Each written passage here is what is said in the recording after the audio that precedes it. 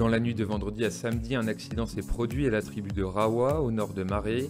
Le conducteur a perdu le contrôle de son véhicule avant de percuter un poteau électrique. Ce sont les techniciens d'Enercal arrivés à 6 h du matin samedi pour réparer la coupure de courant engendrée par cet accident qui ont découvert le corps sans vie du jeune homme de 26 ans.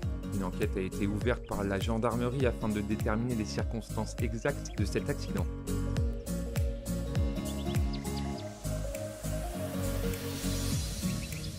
Dimanche, quelques heures après l'Union des femmes francophones d'Océanie, le collectif Femmes en colère a exprimé son désappointement au sujet de la composition du prochain gouvernement. En effet, il est composé de 10 hommes pour une seule femme.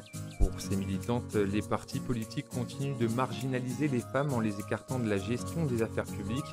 Le collectif déplore un système politique calédonien discriminatoire et sexiste. Mercredi, elles se sont réunies devant le gouvernement.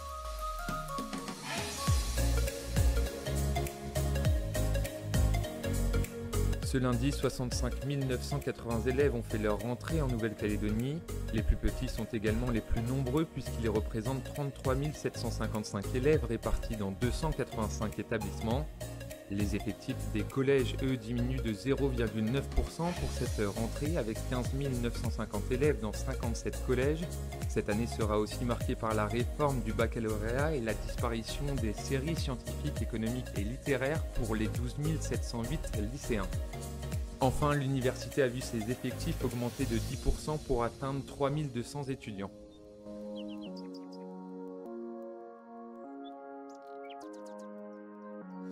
Dans un communiqué de presse, le groupe Vale NC a dénoncé de nouvelles violences. Une vingtaine de personnes cagoulées et armées de barres à mine ont tenté de s'introduire sur la mine de Goro, a indiqué l'industriel. Cette intrusion aurait déclenché des affrontements violents avec les forces de l'ordre, des exactions qui ont fait 2 blessés dans les rangs du personnel de sûreté du site. Plusieurs véhicules ont également été vandalisés. De son côté, le syndicat des industries de la mine a tenu à dénoncer ces actes et a appelé les parties concernées à trouver rapidement une issue positive à la situation.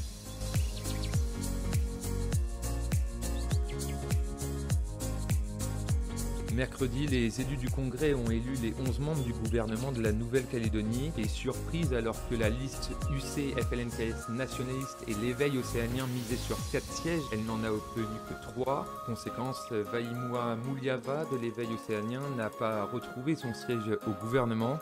L'UNI en revanche est passé de 2 à 3 sièges, intégrant Adolphe Digoué, 3e sur la liste au gouvernement. Pour le reste, les loyalistes obtiennent 4 sièges et Calédonie Ensemble a un élu au gouvernement.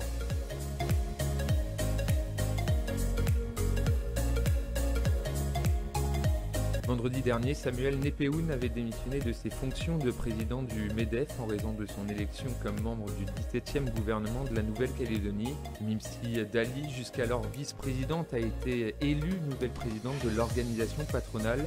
Chef d'entreprise dans le secteur du commerce, elle devient à 44 ans la première femme à la tête du MEDEF en Nouvelle-Calédonie. Valérie Zawi devient quant à elle première vice-présidente.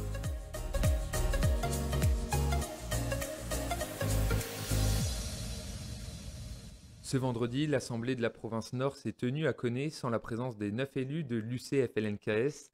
Cette absence pourrait être liée à la décision de l'UNI de présenter un candidat à la présidence du gouvernement, alors que Samuel Népehoun de l'UC avait les faveurs des pronostics. Aucune raison n'a été apportée pour expliquer l'absence des élus de l'UC à cette réunion de la province Nord.